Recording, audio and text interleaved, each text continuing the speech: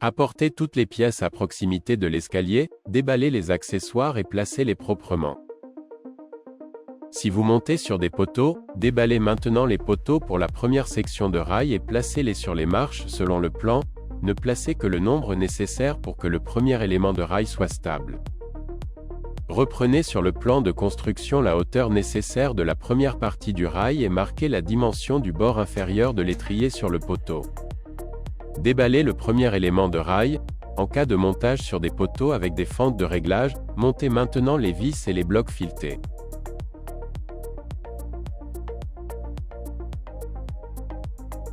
Installez maintenant le premier élément de rail vers le mur ou contre les poteaux. Placez le rail selon les dimensions indiquées sur le plan et alignez-le dans toutes les directions à l'aide d'un niveau à bulles. Placez les autres poteaux pour la prochaine section de rail et installez-la immédiatement. En cas de montage sur des poteaux avec des fentes de réglage, il faut réinstaller au préalable les vis et les blocs filetés.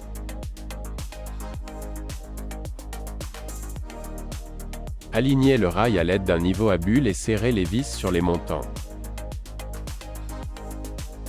Reliez les parties du rail avec des vis à tête cylindrique. Procédez de la même manière pour les autres pièces.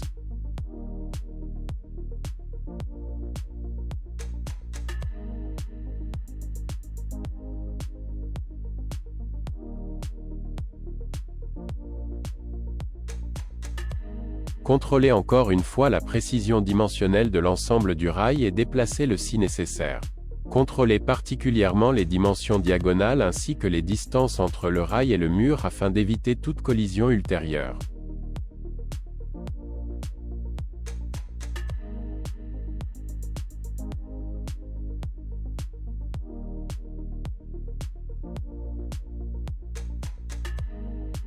Fixez quelques poteaux ou étriers au mur ou aux marches.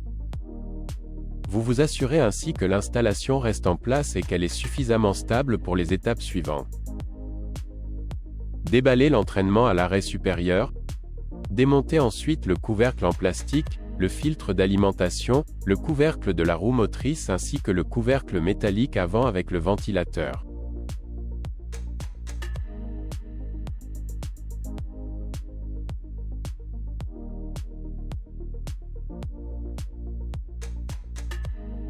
Les vis de fixation de l'entraînement doivent toutes dépasser de la même distance de la console de fixation. Attention, le non-respect de ces longueurs de vis peut entraîner la rupture des paliers principaux. Fixez maintenant l'entraînement à la console.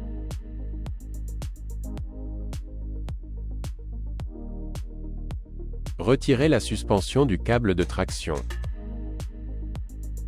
Passez ensuite ce dernier à travers le tube supérieur jusqu'à ce qu'il dépasse d'environ 15 à 30 cm à l'extrémité inférieure du rail. La suspension est maintenant remontée.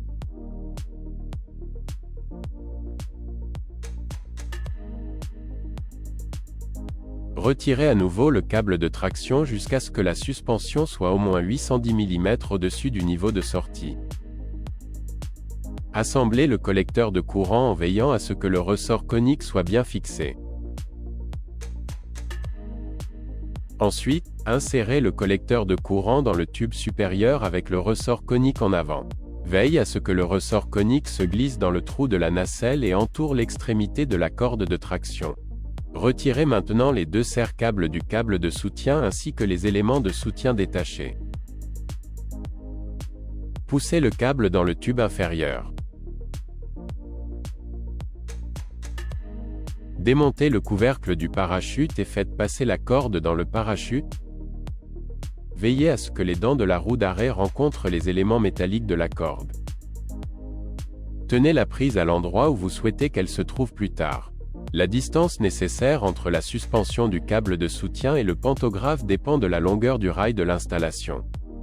Ajoutez autant d'éléments de soutien sur la corde que nécessaire pour que cette zone ait la bonne longueur.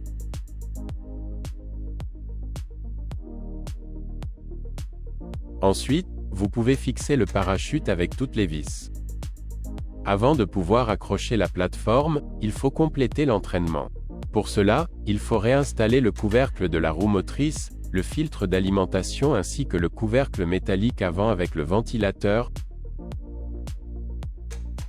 En outre, le montage du frein de course d'urgence supérieure et du collecteur de courant pour la roue motrice est effectué.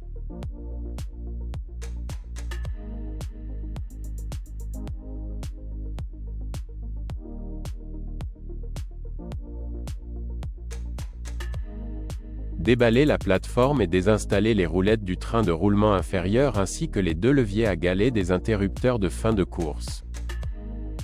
Alignez les deux trains de roulement à l'angle du rail, soulevez la plateforme sur le rail et accrochez-la à la nacelle supérieure. Fixez maintenant les deux nacelles avec les vis prévues à cet effet.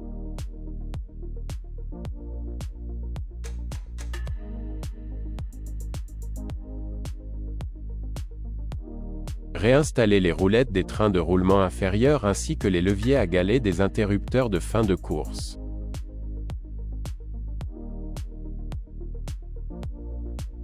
Démontez d'abord le guide en polyamide pour le câble de soutien, insérez-le dans le train de roulement supérieur et faites passer le câble de soutien à travers.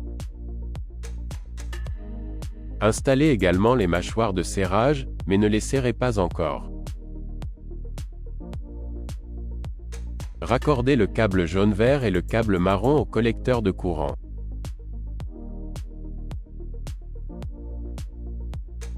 Contrôlez que les vis des mâchoires de serrage sont desserrées et enfilez ensuite le câble dans le tendeur de câble.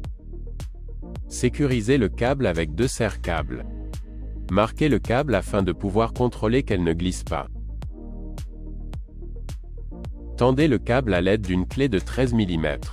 Si vous pliez le tendeur de câble vers la gauche ou la droite et qu'il se remet en position de lui-même, le câble est suffisamment tendu.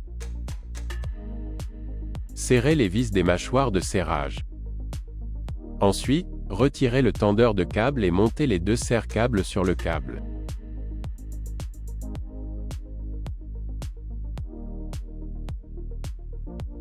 Raccordez maintenant le câble bleu à la pince de câble. Isolez complètement le câble et fixez-le avec des serre-câbles. Ensuite, installez la couverture du train de roulement supérieur. Introduisez maintenant le câble dans l'entraînement et sécurisez-le à nouveau avec des serre-câbles. Branchez le courant.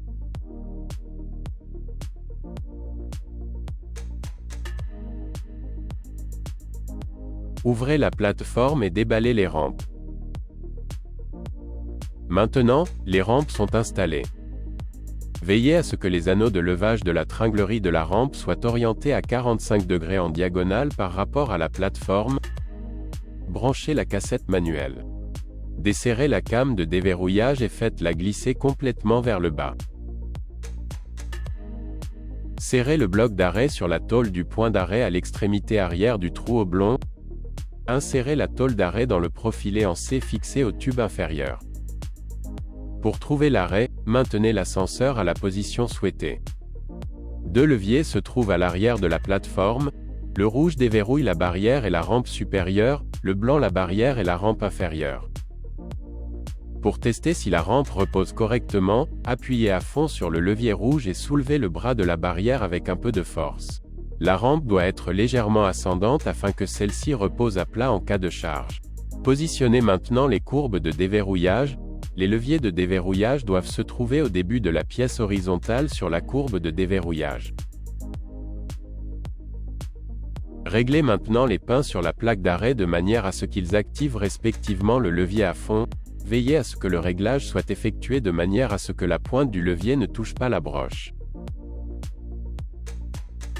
Desserrez la came de déverrouillage et poussez-la complètement vers le haut. Serrez le bloc d'arrêt sur la tôle du point d'arrêt à l'extrémité arrière du trou oblong. Insérez la tôle d'arrêt dans le profilé en C fixé au tube inférieur. Remettez l'ascenseur dans la position souhaitée et ouvrez le bras de la barrière supérieure et la rampe. Vérifiez que la rampe est légèrement ascendante. Positionnez maintenant la courbe de déverrouillage. Le levier de déverrouillage doit se trouver au début de la pièce horizontale sur la courbe de déverrouillage.